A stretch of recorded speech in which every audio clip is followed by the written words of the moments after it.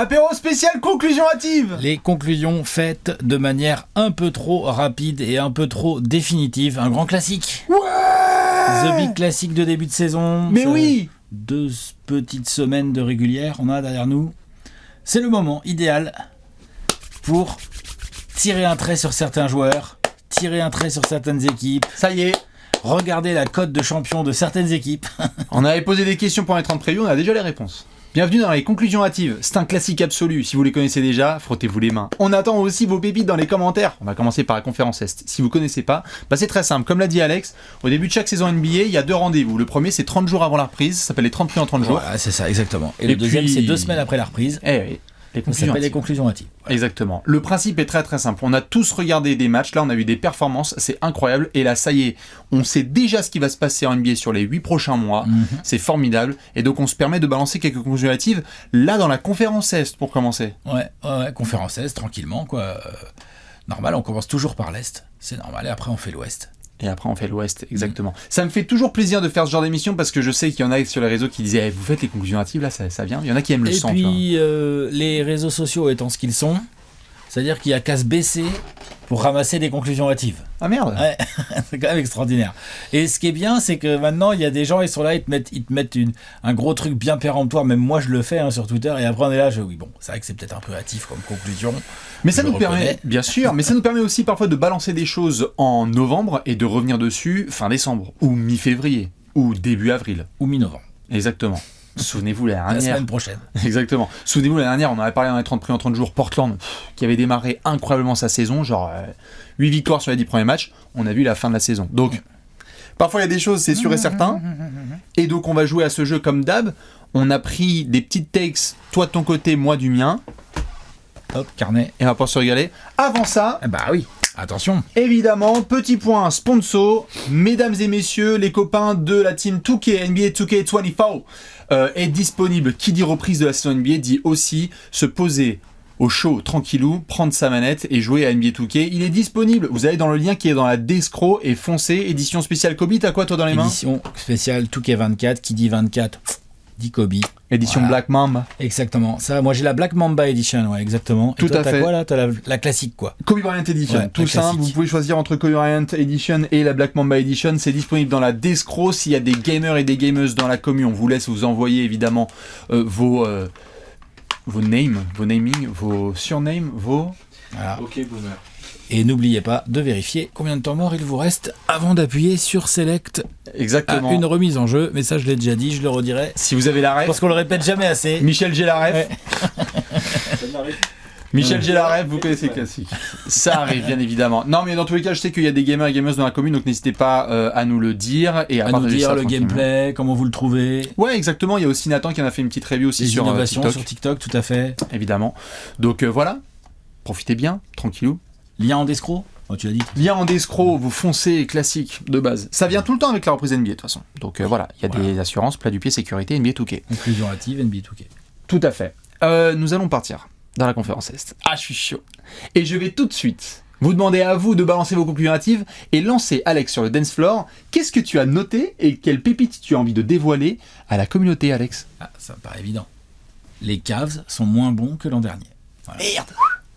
Voilà, je prends mon ordi là. C'est les Cavs là qui passent tout de suite sur le front. Boum. Les Cavs, c'est moins bon que l'an dernier.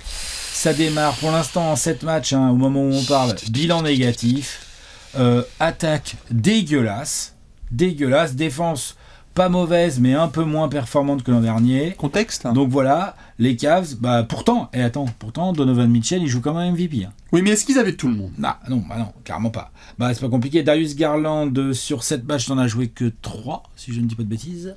Donc ça a pas mal usé et abusé de Caris LeVert, qui est pas toujours une assurance tout risque, on va pas se mentir.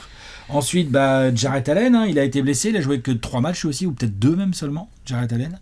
En tout cas, il en a raté un paquet. Donc, tu as quand même 2 joueurs de calibre All-Star il y a 2 ans, et qui ont fait une grosse saison l'an dernier, qui sont blessés, ou en tout cas pas à 100% en ce début de saison. À mon sens, ça peut largement expliquer les problèmes des Cavs. Pourtant, ils avaient fait rentrer Max Truss et George Niang dans leur effectif pendant l'intersaison. compliqué. Histoire de amener du shoot de loin. Alors c'est vrai qu'au niveau spacing, au niveau adresse lointaine, là les Cavs, ils font pas rêver. Hein. Non, Ils mais font bon. pas rêver. George Niang, ça rentre pas trop de loin. Evan Mobley, il en prend pas beaucoup, donc c'est pas vraiment le sujet. Mais Caris LeVert qui croque pas mal et à 34%, là, je suis en train de regarder. Max Truss, il en prend 9 par match. Il en met que 29%, donc va falloir... T'as été signé pour quoi, Maxime? Voilà, Donovan Mitchell, on revient encore à lui. Lui, par contre, il shoot trop bien de loin, il score, il fait des passes, il intercepte. Il est sur un niveau de jeu de vieux. S'il n'était pas là, à ce niveau-là, en début de saison, on serait peut-être pas à 3 victoires pour 4 défaites. Hein. Mais c'est ça qui est frustrant pour nos copains des Cavs, là, que moi je croise parfois la nuit sur Twitter, c'est qu'il y a évidemment contexte, il y a eu des blessures. Il y a eu un premier match, moi je me souviens, là, face aux Pacers, qui se finit difficilement, parce que tu démarres, t'es content, t'as enfin le 5 majeur, celui que tu voulais, Mobley, Allen, avec Darius Garland notamment, Max Truss et Donovan Mitchell. Mais le finish, ça se passe mal. #JB Bickerstaff, on peut revenir dessus sur les choix qui ont été faits. C'était vraiment très moyen dans certains temps morts, dans certains momentum. Et donc du coup, les Cavs, on n'a pas encore trop l'occasion de les jauger. C'est pour ça qu'on se permet une conclusion. Voilà. Mais c'est vrai que Donovan Mitchell est à un niveau extraordinaire. Il y a ce match face aux Knicks qui est un peu des retrouvailles, notamment après les playoffs. Un peu beaucoup même, ouais. Et où vraiment ça a été dur moralement parce qu'il y avait l'envie et la motivation côté Cavs de régler quelques comptes, gonfler les muscles, gonfler les ballons, frère. Ouais. T'as gonflé les ballons avant le match. Hein. Ouais, ça a été compliqué comme match pour eux. Donc les Cavs, par rapport à ta conclusion hâtive, elle te fait sourire parce qu'en fait tranquille, ou les Cavs sont vraiment moins bons que la dernière? Non, ça me fait sourire parce qu'en fait, je pense pas qu'on ait encore eu le matériel pour les juger du fait de Jarrett Allen et Darius Garland qui pour moi n'ont pas encore vraiment démarré leur saison. Et ensuite, Max Truss peut que mieux shooter.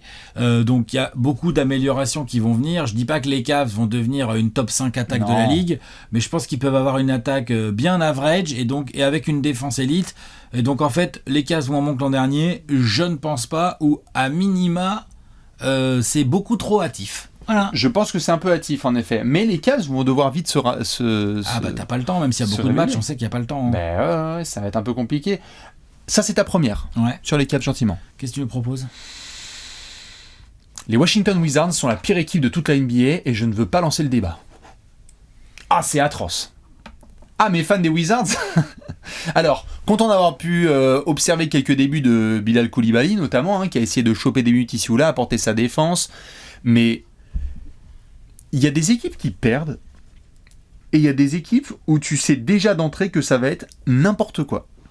Et donc, il y a des périodes de jeu extrêmement longues des Wizards où en fait tu les regardes jouer et tu as l'impression qu'il n'y a aucune structure, que c'est feu vert, Jordan Poole ou Kyle Kuzma notamment, pour ne citer que, où tu les vois avec toutes les munitions possibles et imaginables, mais même pas dans un bon flow, dans un bon système. C'est pas comme si Wes Unseld Jr. avait essayé de poser des choses. Là, les bases, ça me rappelle parmi les pires équipes de reconstruction où on se dit, mais attends, si t'es jeune et que tu débarques là-dedans, c'est un enfer. Ça revient à la question des 30 prévus en 30 jours sur les Wizards, où on se posait la question et je te demandais et tu me répondais sur est-ce que c'est le projet le moins avancé, je crois que c'était ça par rapport aux Wizards.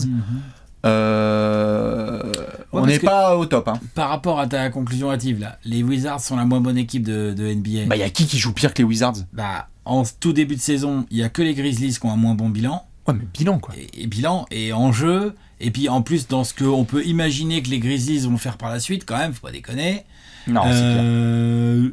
Je pense que c'est une conclusion hâtive, certainement, mais attention quand même à ce que cette conclusion ne soit pas toujours valable en mars. Ah non, complètement. Hein, ils prennent trop de points. La défense, c'est compliqué. Hein. Je vérifiais juste, je faisais un F5 parce que j'étais pas sûr de la stat, j'ai cru qu'il y avait un petit problème de typo. Les Wizards prennent 129 points par match de moyenne. Ils jouent avec il y a une autre stat qui est rigolote. Ils ont la meilleure pace, la plus grosse pace de la ligue. Mais non, mais alors, par contre, si vous voulez vivre dans le métaverse, là, vous regardez les Wizards, c'est incroyable. Mais là où je suis juste scandalisé, Alex, c'est que quand je vois parfois des séquences de Jordan Poole, je me dis qu'en fait, le désintérêt est total. Rien à faire. Et donc, il y a des coups de show, oui, c'est sympa, mais il y a pas de structure. Et ça me fait de la peine parce qu'il y a des garçons là-dedans Vous entendez là tous les trucs construits de reconstruction. Bilal. C'est compliqué pour Bilal, c'est compliqué même pour des Denny Avdia ou des Corey Kispert qui essaient d'un peu installer. Johnny Davis, ça ne décolle pas. Et donc du coup, c'est quoi tes perspectives sur les prochaines semaines? Tu vas encore te prendre des 150 points. Joel Embiid, il est arrivé, il s'est marré. Joel, il fait un début de saison, on va en parler. Mais ouais. On va en parler, mais il y avait même pas un semblant de compétition. Ah non, mais c'est clair. C'est-à-dire que Tyrese Maxey, il s'est dit, bon, bah, je vais faire du John Stockton, il n'y a pas de souci.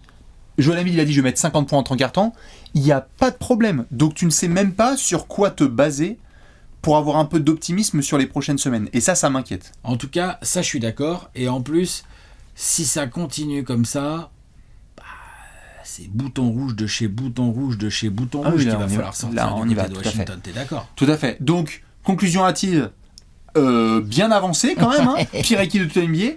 Et bientôt, l'autre trophée, qui est un des pires trophées en NBA, c'est tu t'es fait battre par les Wizards. Là, ça y est. Ouais. Tu perds contre Washington. C'est des motifs de coach qui se font envoyer. Parce qu'ils ont une victoire. Attends, je me rappelle même plus qui ils ont battu, moi.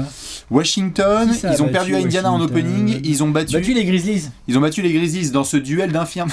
Mais oui, c'est ça. Sauf qu'il y a une équipe qui a tous ses joueurs. Exactement. Ou presque. Exactement. Non, mais c'est compliqué. Donc, il y a tous les ans, vous savez, il y a des équipes où ça se passe pas très bien et tu rencontres la pire équipe de NBA et si tu perds, c'est un motif de renvoi. Ouais. Attention, mi-décembre, quand tu perds en déplacement à Washington, il va y avoir des players meeting derrière. Oh bah, c'est sûr. Ah bah, c'est obligé. Tu perds à Washington, il n'y a pas de dessert. Il n'y a pas de dessert. Le dessert, c'est un players meeting, les gars. Exactement. Allez, Alex, régale-moi avec une autre conclusion. Tu parlais de Joel Embiid. Moi, je te dis, conclusion hâtive ou pas, les Sixers sont meilleurs sans Harden. Bah oui. Voilà. Oui, moi aussi. Oui. Voilà. Conclusion suivante. Parle-nous un peu des Sixers là. Début de saison magnifique. Bien dit. De la qualité à tous les niveaux. C'est-à-dire que tu as une des meilleures, si ce n'est la meilleure attaque de la ligue là sur ce début de saison, et tu as une sacrée belle défense. Donc là, il y a plusieurs points à relever. Le duo Tyrese Maxey, Joel Embiid. C'est compliqué de les empêcher de scorer. Surtout qu'en plus, autour, alors, c'est parfois pas toujours clinquant et tout, mais ça fonctionne. Kelly Oubre. Kelly Oubre, je m'étais fait attaquer sur Twitter quand j'avais dit que je comprenais pas pourquoi il n'y avait pas d'équipe qui s'était positionnée plus vite sur Kelly Oubre et pourquoi il avait mis autant de temps à trouver un contrat. On m'avait dit, oui, il défend pas, il est irrégulier et tout. Ouais, c'est un joueur trop bien à voir sur ton banc. Moi, je l'ai eu à Phoenix dans ce délire-là. Même à Washington, qui en vient de parler des Wizards, il était bon. C'est super. C'est un an comme ça, parce que Golden State s'était éclaté, puis après il a rebondi à Charlotte. Donc non, c'est vachement bien. Tu sens les Phoenix Nurse aussi. Hein, Alors, il est trop tôt, hein, mais pour vraiment tirer des grandes conclusions sur les Phoenix Nurse. Mais un Maxey qui fonctionne aussi bien et un Embiid qui fonctionne aussi bien tous les deux en attaque. On pouvait se dire, bah oui, Maxey il a plus de place sans Harden, et puis Embiid de toute façon tu le nourris au poste et tu as une bonne attaque. Mais là il y a un ensemble de joueurs qui sont décidés à bien se donner. Je trouve que DeAndre Melton fait un bon début de saison. Je pense qu'on va voir comment les mecs arrivés de Los Angeles dans le trade d'Harden, les Covington, les Batum ou KJ Martin, s'il est utilisé un peu plus ou quoi, on va voir ce qu'ils peuvent donner. J'ai vu que Marcus Morris aussi avait fait son retour. Oui, il y a Marcus Momo et Nico Batum qui ont démarré avec les Sixers. Nick Nurse est déjà en train de nous mettre en place une équipe autour de Embiid et de Maxey. Voilà, maintenant, de là à dire les Sixers sont meilleurs sans Harden, oui ou non? Oui. Non, on va voir. On en avait fait un apéro. Moi, je dis oui. Bah, j'entends. Mais je pense que j'avais sous-estimé...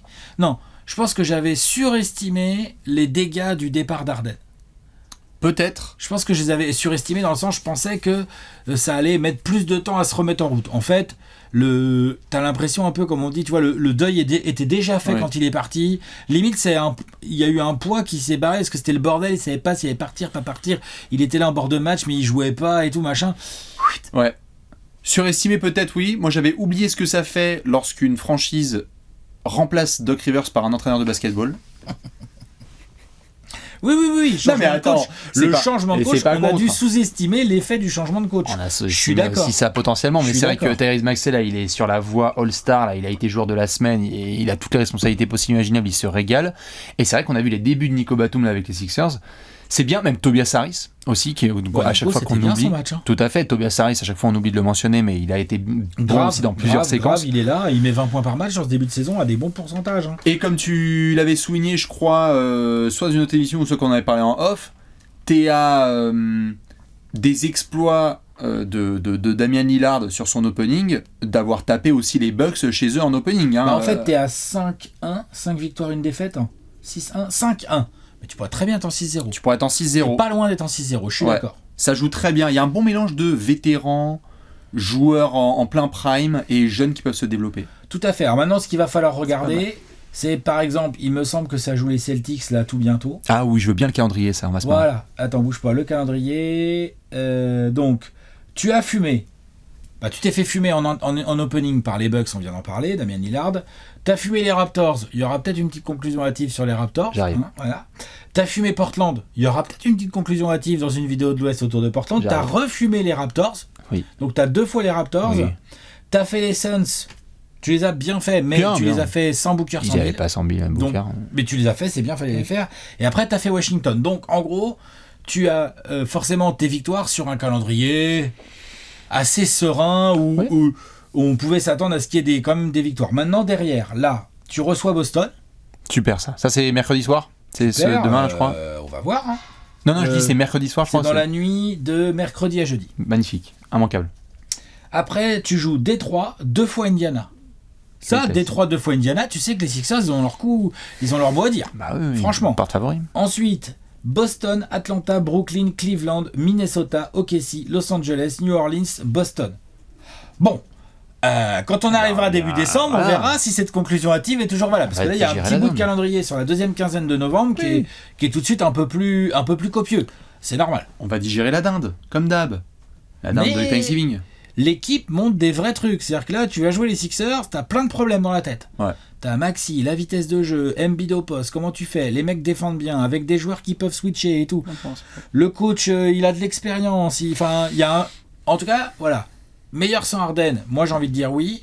Et en plus, je trouve qu'il y a un vrai truc qui est en train de tout de suite se mettre en place. Moi, c'est certainement ce qui me surprend le plus, c'est le côté genre, t'as l'impression que clac, c'est bon, c'est prêt. Hein. Ça, je pensais pas, moi. Moi, je pensais que ça allait mettre un peu plus de temps à se mettre en route. Ben, pareil.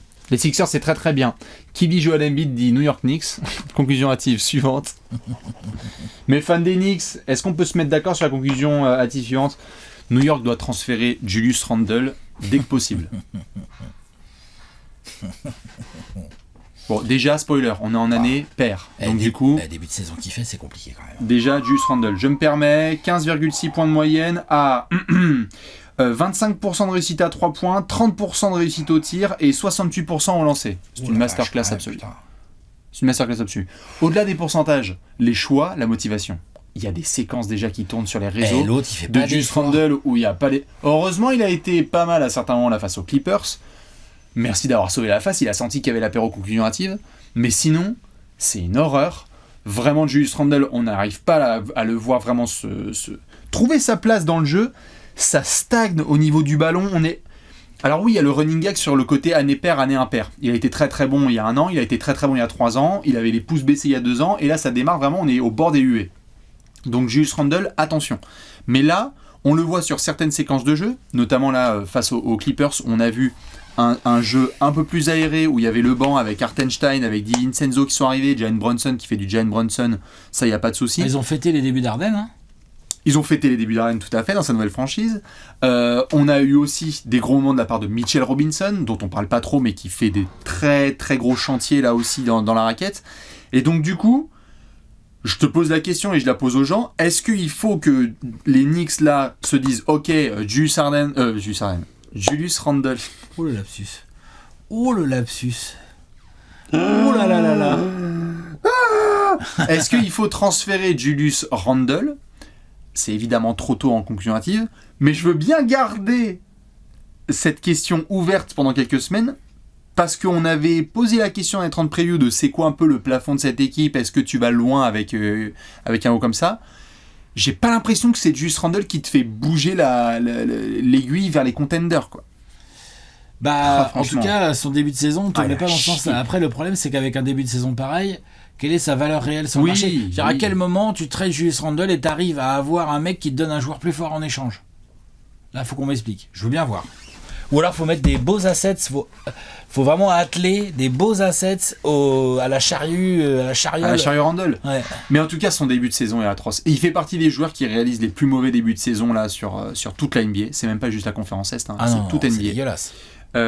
Niveau d'effort catastrophique, pourcentage à rien qui rentre. Enfin, non, c'est compliqué. Et donc, c'est dommage parce que autour, à New York, il y a vraiment eu des victoires. Là, on parlait à Cleveland notamment ou face aux Clippers, où il y a un travail collectif qui a lieu.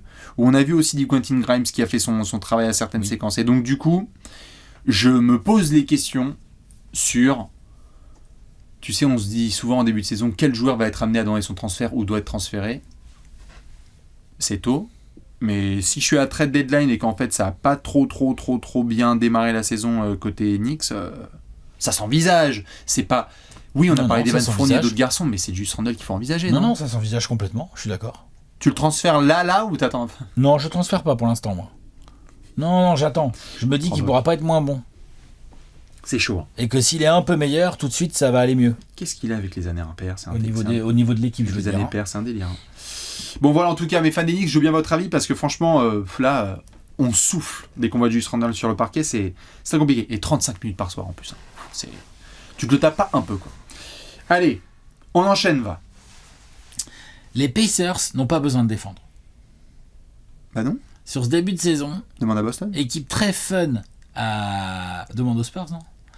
Équipe très fun à regarder jouer. Les Pacers, vraiment, cool.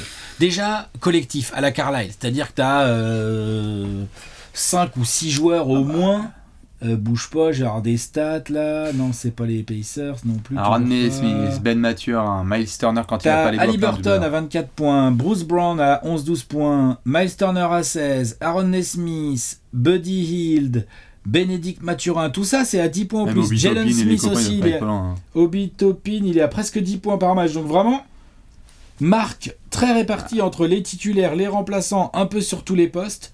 Tu as 1, 2, 3, 4, 5, t'as 6 joueurs qui sont à 40% ou plus à 3 points. Et alors attention, ça dégaine. Hein. C'est des mecs qui en prennent entre 4 et 8 par match. Hein. Donc les Warriors, ils sont en feu. T'as vu le lapsus? Les Pacers sont en feu total en attaque. Et alors, ce qui est rigolo, c'est qu'ils en ont un peu rien à battre de la défense, hein, on va pas se mentir. C'est-à-dire que même quand ils gagnent... D'où le Boston. Hein. Genre, ça bat Washington, ils en mettent 143, ils en encaissent 120. Ça bat les Cavs, t'en encaisses quand même 113 contre les Cavs. On va pas se mentir, vu comment ils attaquent les Cavs en ce moment, encaisser 113 des Cavs, c'est encaisser 160 points. Après, ils avaient leur retour de leurs 5 majeurs. Tu perds contre Chicago, qui est quand même pas ouf en attaque, qui réussit quand même à t'en mettre 112. Hein. Tu perds à Boston, bon voilà... Combien? Là, t'en as pris 155 dans la musette. Hein. Temps réglementaire. Temps réglementaire, oui, non. Il n'y a pas de prolongation, je crois pas. Là-dedans. Bah non, il y a plus 40, il y a plus 51. Tout ce que je suis en train de dire, il n'y a pas de prolongation. Non, mais t'en as mis 152 aux Spurs, 152 dans le temps réglementaire. Il y avait 86 points à la mi-temps, je crois, les Pacers. Et après, t'as rejoué Cleveland, tu leur en as remis 121 et t'en as pris 116. Et t'as perdu à Charlotte en prenant 125 dans la musette. Bon, mais ils ont... Voilà, les Pacers n'ont pas besoin de défendre. Alors, sur le début de saison, trop bien à regarder jouer. Vraiment. C'est rigolo. Ouais, et ça puis, joue vite. Et puis Harry Carlisle en mode shades et tout. Et puis c'est collectif, hein, vraiment, comme je l'ai dit, c'est pas que des mecs qui ISO, ça joue collectif, ça cherche le shooter ouvert et tout. Pas que Tyrese Haliburton, tous les garçons autour. Mike D'Antoni serait fier. Ah bah, complètement. Mais par rapport à cette question de défense, tu vois, le match qui, moi, m'a frustré, mais ça va au-delà de la fin de ce match contre Charlotte, où notamment Tyrese Haliburton est extraordinaire, mais se fait lock par LaMelo Ball sur la dernière possession. C'est typiquement le genre de match où Indiana doit l'emporter, mais qu'ils n'ont pas pu saisir ce match, notamment parce qu'ils n'ont pas fait les stops. Ouais. Et Charlotte, ils en ont mis combien sur leur tronche? Je sais pas si tu as encore... 125. 125. Et bravo, on reparlera peut-être de Gordon Hayward et de son début de saison et d'autres garçons. Mais si on parle des Pacers comme une équipe, on les avait mis top 8, 10, top 10, ouais, moi je les avais mis peut-être un peu plus haut. Plutôt vers 10. Tu seras obligé un petit peu de défendre, quoi, parce que sinon tu vas te mordre les doigts. Ah bah ça. Tu vas te mordre les doigts. Personne ne met autant de points que dans la conférence Est. Ils en mettent plus que Boston. Dans la ligue. Hein. dans la ligue, je crois que ça doit être Qui top, met plus de points que dans la ligue? Je vais te dire ça. Déjà, en tout de suite. rating offensif, franchement, il y a quelqu'un qui fait tellement mieux? Ah bah oui, il y a les Sixers. En rating. Personne ne met autant de points que les Pacers. Ouais, voilà, c'est ça. C'est bien Ils ça. en mettent 125 par soir. Voilà, Ils en prennent 122. Voilà. Bah c'est bon. Plus 3. Ah oui, C'est-à-dire que, attends, tu encaisses 122 points par soir et t'as quand même un différentiel positif. Non, mais c'est bien, mais C'est incroyable. ça prouve aussi qu'ils sont.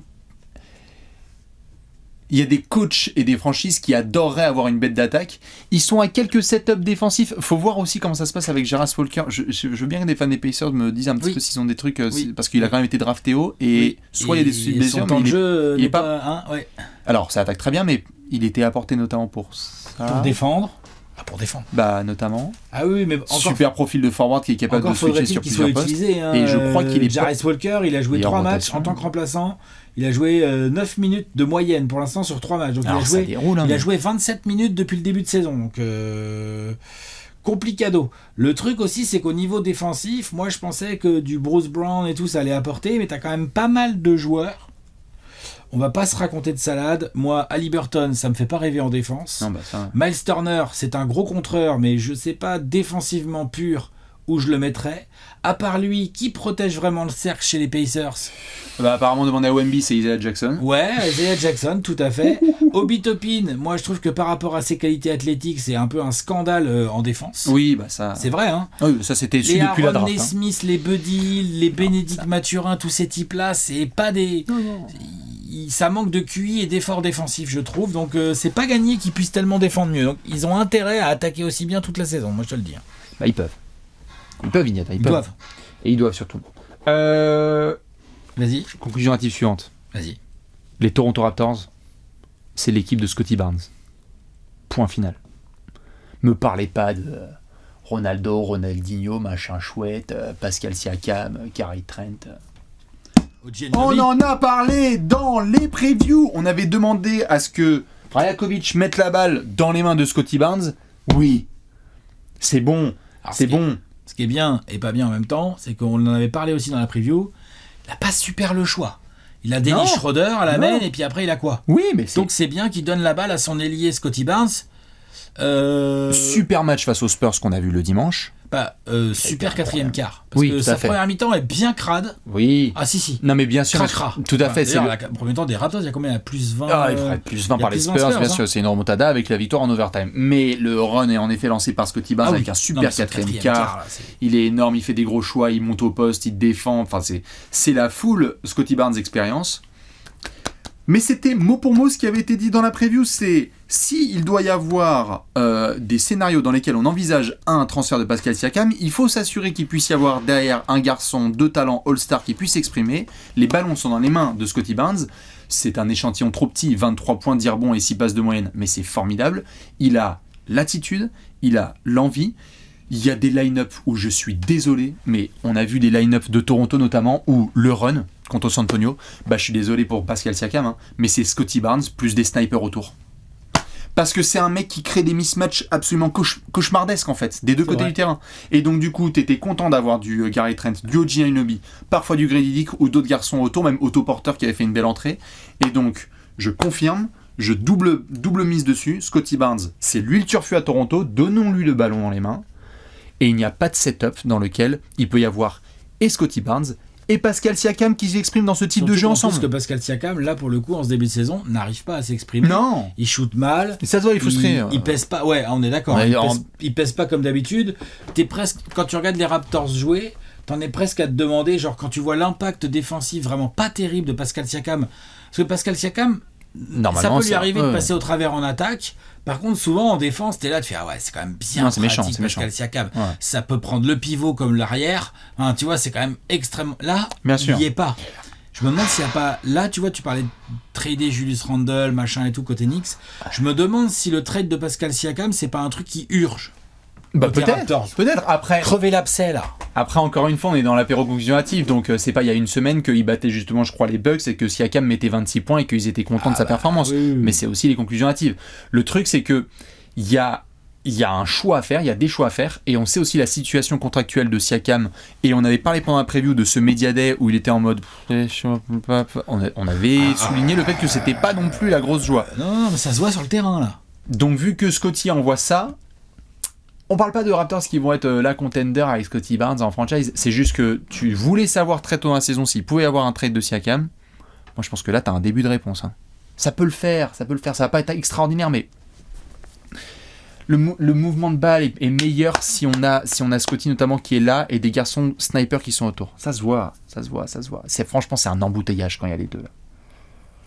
Pas permanent, mais souvent. Donc la vraie conclusion hâtive, c'est ça marchera pas Scotty Barnes, Pascal Siakam, faut trader Siakam. Ah ouais, ça fait 1 an qu'on le dit. Non, mais tu vois. Mais oui, non, on a abusé un peu, mais je pense que c'est l'équipe de Scotty Barnes et qu'il est l'heure pour Pascal de voir ailleurs si j'y suis. Conclusion hâtive suivante, évidemment, les fans des Raptors, dites-nous ce que vous en pensez. J'en ai une petite encore là. Allez, vas-y, réellement. Les Bucks, ça marchera pas. Oh putain. Voilà. Ah, c'est bon ? Ouais, ça marchera pas. Ils n'arriveront pas à défendre. Et puis en attaque, on n'y est pas. Qu'est-ce qu'il faut pas faire pour battre Cam Thomas, hein ? Adrian Griffin, il va pas trouver les bons mécanismes. Les Bucks ont démarré la saison en 4-2. Ouais. Ils ont 2 défaites. Ouais, c'est ça. 4 victoires, 2 défaites. Il faut cravacher pour gagner. Hein. Une attaque, même si on voit bien qu'elle n'est pas encore bien fluide et tout, comme il y a du gros niveau de talent, elle est quand même correcte. Enfin, je veux dire, les Bucks, là, tu vois, je suis sur les ratings 9e. En ratings offensifs depuis le début de saison. La nouveauté, c'est que les Bucks sont 27e en rating défensif. L'effet Lillard, Bastien ? Ah non, mais là, c'est... Mais pas des Bucks. C'est dégueulasse. Non, évidemment, ça dépasse ça. Il y a d'autres garçons aussi qui font pas leur boulot. Parfois, il y a Brook Lopez qui nous lâche une masterclass, ça a été le cas il y a quelques jours, où il a foutu un pur mur devant l'arceau. Je crois qu'il a fait 8 comptes ou 7 comptes dans un match. Mais il y a tout à construire avec Adrian Griffin, là. Il y a beaucoup de choses à mettre en place. Ouais, et puis attends, Chris Middleton qui se transforme en quoi ? Franchement, j'ai même pas les en Gary Trent Jr., c'est un peu embêtant, quoi, tout de suite, quoi, tu vois ? Sans faire offense à Gary Trent Jr., tu vois ? Est-ce que, oui, franchement. Par curiosité, il prend combien de tirs à 3 points par match, Giannis ? Yanis, combien de tirs à 3 points il prend ? 2,8. Bon, ça va. C'est 2,8 de trop. Ah bah si. Il y a eu des situations où là il était chaud, il en a rentré consécutivement. Là où je me dis que compliqué. les Bucks sont C'est compliqué. Là où je me dis que les Bucks ont quand même un peu de marge encore et en attaque et en défense, c'est que en attaque notamment Lillard, même s'il est à 22-23 points pour l'instant, c'est dégueulasse en niveau pourcentage. C'est vraiment pas bon et on sait que c'est un joueur qui a pour le coup là, on sait qu'avec un peu de temps et en retrouvant quelques repères, quelques automatismes, il va nous améliorer. Lillard va pas rester toute la saison à 40% au tir et 32% de loin. Non, je c'est sûr. peux pas croire ça. Donc ça, c'est un premier truc. On peut espérer que Middleton se réveille un peu et puis commence à nous proposer autre chose, hein, parce que là, c'est quand même vraiment compliqué. Et côté défensif, là, je suis un peu plus inquiet parce que je trouve qu'Adrian Griffin a complètement raté son entrée en matière tactique sur les premiers matchs. Hein. Après, on va voir sur la suite. Hein. Là, il y a vraiment du boulot. Y a-t-il le personnel ? Oui. Ah oui, faut arrêter. Oui, Lillard ne peut pas faire le boulot que faisait Jrue Holiday. Et Jrue Holiday, qui est parti au Celtics, fait vraiment défaut à la défense sur les lignes extérieures, mais tu as d'autres joueurs pour le faire. C'est là où je trouve que Middleton, j'ai l'impression qu'il a pris un gros coup de vieux, là, tu vois, c'est compliqué. Moi, je suis un peu déçu du taf de Giannis et de Brook Lopez en défense, là, sur ce début de saison. Certains soirs. Ouais, mais du coup, c'est des soirs qui coûtent des défaites, vu que ton attaque n'est pas encore en route. Certains soirs, parce qu'il finit bien les Nets, et Brook Lopez avait fait une masterclass 2 jours avant, mais c'est pas tous les soirs. Pour une équipe avec d'aussi grosses ambitions, je pense qu'il va très vite y avoir une grosse pression sur Adrian Griffin. Surtout qu'en plus, il s'est embrouillé, Terry Stotts a dit vas-y c'est bon, je me casse. Tout ça c'est pas bon. Et je veux pas savoir, j'étais pas là, donc je vois juste les faits quoi. Les faits c'est que Terry Stotts il a fait vas-y c'est bon, je m'en vais.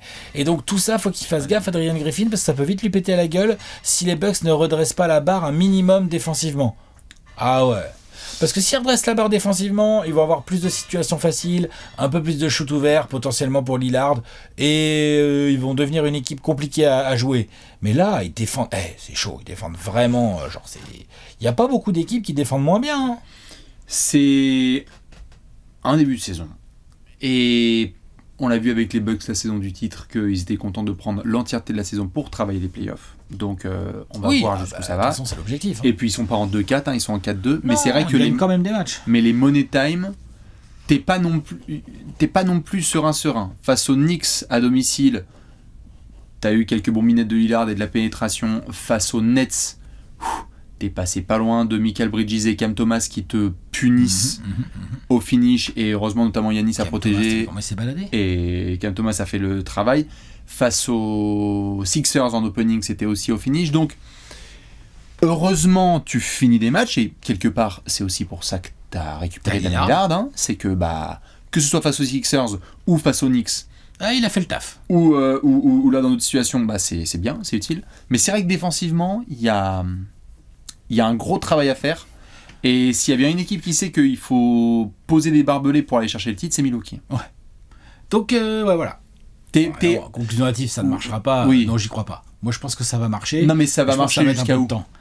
Ça va marcher jusqu'à être top 2-3 sans problème de l'Est. Et après, il faudra voir la dynamique exacte du mois de mars, avril, tu vois, pour l'entrée dans les playoffs. Mais... Donc, tu joues la carte patience pour Milwaukee ? Oui. On est d'accord. On va pas abuser, quoi.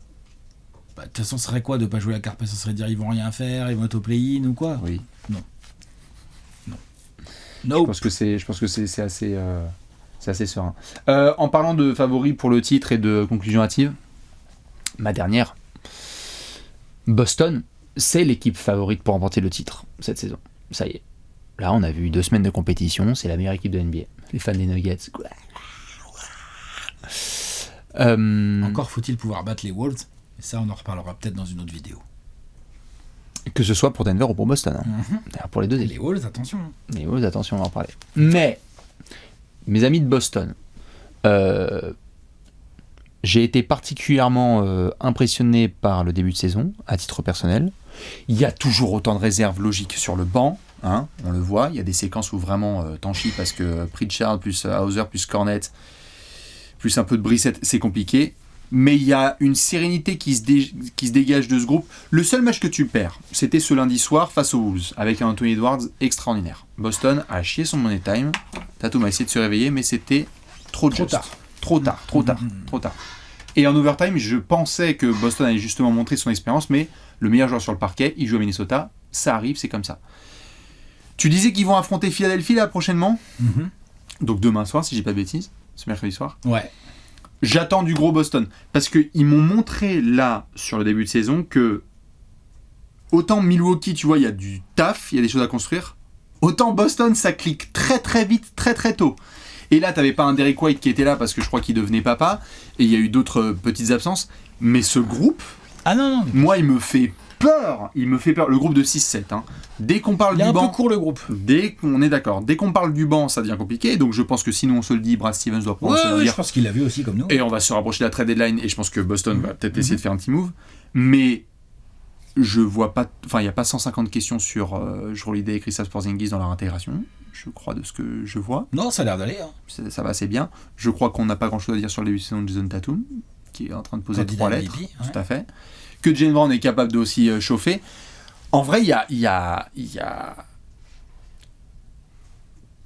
S'il fallait miser, justement, je crois qu'on avait parlé pendant les 30 previews sur une équipe qui est capable de faire une winning streak de 8, 10 matchs de suite ou 12 matchs de suite avec victoire, la première qui serait capable de, pour moi, c'est Boston. Ils ont une puissance ou Denver. Offensive, ou Denver, tout à fait. Ils ont une puissance offensive et quelques setups défensifs justement à travailler, mais pas tout mal là pour démarrer, qui m'impressionne.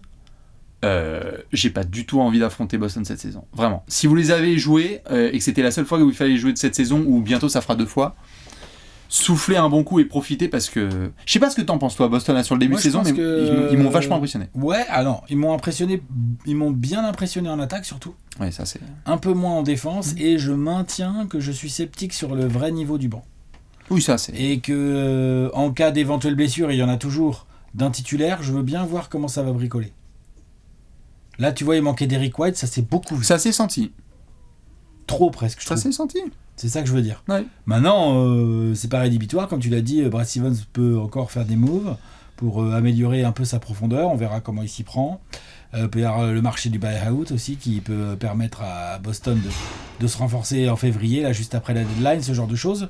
Mais oui, non, c'est hyper impressionnant. En attaque, ça joue vraiment très bien. Franchement, c'est chaud. C'est déjà bien collectif. Et en plus Tatum, comme tu l'as dit, hein, là, il est vraiment candidat. Il est candidat en 3 lettres, là. Ouais. Avec 2-3 autres gars qu'on va citer dans cette vidéo ou dans la suivante. Mais oui, il est candidat. Petit troll de la part du calendrier NBA, Boston va affronter 3 équipes sur les, 2 prochaines semaines. Parce qu'en fait, tu joues Philly 2 fois, tu joues Toronto 2 fois, tu joues les Knicks et les Nets. Donc en gros, soit t'es à Philly, soit t'es à New York, soit t'es à Toronto. Voilà. Et donc ça va être intéressant de voir notamment contre les Sixers 2 matchs. Ce mercredi et le suivant qui est donc le 15 novembre. Joli test pour eux. Mais je sais pas si c'est une conclusion hâtive que Boston est favori pour le titre. S'il y avait les bookmakers là, je me demande s'ils doivent pas se battre avec les Nuggets et se dire oh, putain quand même, Boston ou Denver. Mais Denver on en parlera dans une autre vidéo je pense. Ouais, je pense, ouais. Est-ce que t'as les petits bonus ? Ouais, j'ai des petits bonus. Parce qu'évidemment on attend les conclusions hâtives des gens, mais les petits bonus, les petites pépites comme ça, t'as quoi ? Le Magic est enfin lancé. Ça y est. Attention au Magic. Non. Grosse défense. Ça, on avait mis ça en avant lors de la preview, le côté athlétique, jeune et capacité défensive, possibilité globale défensive de ce groupe. Là, on voit une équipe du Magic qui fait partie des toutes meilleures défenses de ce début de saison et qui a une attaque average, un peu correcte. Ouais. T'as des absents là, on a vu Markel et Wendell Carter Jr. pas être là et ça s'est senti, fait chier. Ça s'est senti, c'est normal. Par contre, Paolo, il envoie du. Paolo et Franz Wagner, les voilà, là ils sont en train de démonter Il pose du bois. L'échafaudage. Exactement. Et puis moi j'aime assez bien le début de saison de Jalen Suggs, tu vois, je l'ai critiqué dans la preview. Donc j'en parle. Il a un spot bizarre, mais c'est son spot. Il a un spot bizarre, mais athlétique. Il est chiant. Ouais. En fait, il est chiant à jouer. C'est pas mal. Faut un peu le laisser shooter en attaque. Par contre, c'est vrai que lui, quand il a décidé de bien défendre sur l'extérieur, il est très chiant, il est athlétique. Il est dur au mal. Ouais, il a un truc à lui qui est pas mal, et j'aime assez bien ce que Jamal Mosley, l'entraîneur d'Orlando, est en train d'essayer de mettre en place, c'est-à-dire une rotation assez large, assez profonde. Il essaie de faire participer vraiment 10-12 joueurs. Enfin, depuis le début de saison, il y a 16 joueurs qui ont joué pour le Magic. Goga, déjà. Mo Wagner, Admiral Jonathan Scofield, Isaac, tout ça. Tout le monde joue. Ça, y a pas de problème. T'avais vachement bien géré les Lakers à domicile. Ouais. Dommage contre Dallas. J'ai vu le match en direct et dommage parce que tu domines contre Dallas et après tu te prends un run contre l'ancienne franchise de Mosley. Ouais. C'est comme ça arrive. Tim Hardaway Jr. et Luka qui font le travail notamment. Voilà. On va voir à quel point l'absence de Wendell Carter Jr. Le Magic est lancé. Mais le Magic est lancé. Vous en faites ce que vous voulez, c'est la conclusion hâtive. Bonus. Jalen Johnson supérieur à John Collins, c'est bon, c'est réglé hein. Bien sûr. Mes piou-piou là, mes fans des Hawks là. Jalen Johnson. Il faut reconnaître qu'il fait un début de saison, l'autre. Il est cool. Il est trop bien. Il est trop bien, franchement. Il est trop bien. Trae Young, j'en parle pas parce que franchement, ça joue bien les Hawks. Ça joue bien. Trae Young ne démarre pas bien sa saison, donc j'en parlerai pas. Ça joue bien quand même. Mais ça joue bien quand même. Dejounte Murray est au top. Quinn Snyder qui pose ses bases. Bogdanovic c'est très bien. Au Congo aussi. Mais Jalen Johnson, c'est vrai que on sentait le potentiel. Mais là, il y a sur short roll, là, quand il est dans cette situation où il doit prendre une décision en 3 contre 2 là, ou en 4 contre 3 et qu'il doit galoper, trouver des gars dans les corners ou en l'air, il est bon. Ouais. Il est bon. Merci John Collins. Hein. J'espère que ça va à Utah parce que nous, on se régale avec Jalen Johnson. Non, c'est vrai. T'as d'autres des petites comme ça juste pour boucler la boucle? Toute petite. Marcus Sasser va enterrer la carrière aux Pistons de Killian Hayes. Désolé. Marcus Sasser. Alors, je dis ça dans un timing un peu chelou parce que justement le dernier match des Pistons là, perdu contre les Warriors, Killian a été très bon. Très bon. Ouais, propre au shoot, ce qui n'est pas souvent le cas ces derniers temps. Pendant que Marcus Sasser a eu un peu plus de mal au shoot. Mais sur tous les premiers matchs de la saison, moi il m'a tapé dans l'œil à chaque fois que j'ai regardé les Pistons.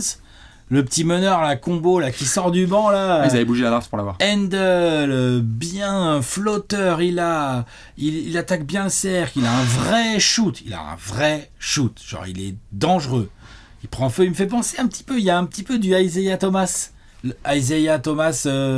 Le gaucher. Parce que tu parles des Pistons, là. Le gaucher des Celtics. Wow. Non. Celui-là, l'autre Isaiah Thomas. Okay. Blasphème de parler des Pistons, c'est pas. Ouais. Marcus Sasser, j'ai bien kiffé et tout de suite je me suis dit merde, C'est pas une bonne nouvelle pour Kylian. Et donc tu peux répéter la phrase, elle était drôle. Hein. La phrase c'était Marcus Sasser va enterrer la carrière aux Pistons de Kylian. J'ai bien dit aux Pistons. Ce qui d'ailleurs pourrait être presque une bonne nouvelle. Il y a des équipes là. Le Kylianes qu'on a vu là la nuit dernière contre les Warriors. Oui. Non mais quand il peut, c'est bien. Mais et heureusement qu'il y a eu ce match parce que les précédents là, c'était Kylian, dur. c'était. Ouais, c'était dur. C'était même plus que dur, hein. C'était mauvais à bien des séquences, donc on espère comme d'hab que ça va se relancer et que là c'est le début d'une bonne séquence pour Kylian Hayes, mais attention, il y a sa sœur dans le rétroviseur. Derrière. Ouais, il a sa sœur dans le rétro, ouais. Et pas que. Allez, pour finir évidemment, merci Michael Bridges, les Nets sont l'équipe de Cam Thomas, I am the captain non, il now. est gentil, mais non. Ouais, voilà, non. pour le plus grand plaisir de Simon. Voilà, c'est ça. Non, Cam Thomas extraordinaire, là il a feu vert. Absolu. J'adore ce genre de joueur, il est en faux, c'est important. T'as pas Nick Claxton en ce moment, donc c'est un peu compliqué, mais c'est bien, là, Cam Thomas, tu te régales avec lui, c'est bien, même le niveau Walker. C'est faire beaucoup de choses en attaque. Ouais. Vraiment beaucoup de choses. Miami, on va surveiller. Tyler Hero, c'est bien, ça reprend comme il faut, on va remettre du respect sur Tsa. Et puis Chicago, hein. Chicago et Charlotte pour finir. Charlotte, Gordon Hayward est de retour, ça y est, le Gordon Hayward All-Star est de retour. Et puis Chicago, il suffisait d'un Players Meeting. Nickel. Impeccable. Tout va bien. Qu'est-ce que c'est que ce merdier là, les Bulls? Ils ont fait un Players Meeting au bout d'un match, c'est ça? Non, deuxième match, je crois. Premier? Non, c'était le deuxième, je crois, non? Je sais plus. Non, mais ce qui fait plaisir avec les Bulls... Ce qui fait plaisir avec... Vas-y, dis-moi ce qui fait plaisir avec les Bulls. Quoi. C'est-à-dire 23e défense, 17e attaque, tu vois, propre. Le ventre bien mou. Le petit net rating bien négatif. Voilà. Heureusement que ça allait là contre Utah parce que sinon Chicago c'est waouh, je crois que DeRozan n'a pas l'air au top là. Et puis c'est vrai que ce qui est bien c'est que tu te fais pas chier au niveau des shooters, t'en as un qui shoot à plus de 40%, c'est Torrey Craig à 3 points je parle. Hein. Sinon tout le monde est plutôt vers les 27-32. Hein, 27-32. C'est pas des âges, hein, c'est des pourcentages. À 3 points, bien sûr. Hein. Voilà, Patrick Williams prend toujours que 6 tirs par match. Enfin, tout va bien à Chicago. On est vraiment dans le Billy Donovan basketball et on est content. Quand j'ai vu la conférence de presse... On attend le mois de décembre avec impatience. Quand j'ai vu la conférence de presse et que le journaliste lui a demandé mais au fait, il y avait un players meeting là, non? Comment ça s'est passé? Et qu'il a fait, je crois que c'est bien qu'il y ait de la communication entre joueurs, que le coach soit pas forcément là. Le mec voit du positif partout. Hein. Ouais, mais bon. Le mec, il y a un incendie, il va faire, non mais c'est bien parce qu'il faisait un peu froid et tout. Et puis préparez-vous, le 11 décembre. Hein? Ça fait des engrais, des Ouais, c'est bien. Le 11 décembre, enfin, ouais, je me suis fait virer, mais c'est bien parce qu'en fait j'avais besoin de réfléchir, prendre du recul. C'est bien de laisser la place à quelqu'un d'autre, une nouvelle voix. Il me rend fou, Billy Donovan, j'en peux plus. Bref, dites-nous vous, quelles sont vos conclusions hâtives dans ce début de saison de la conférence Est. On sait que vous êtes nombreux à avoir plein d'idées. On va passer où, nous? Bah à l'Ouest, on y va. On va faire ça? Exactement. Allez, on bascule sur la conférence Ouest. Des bisous. Ciao.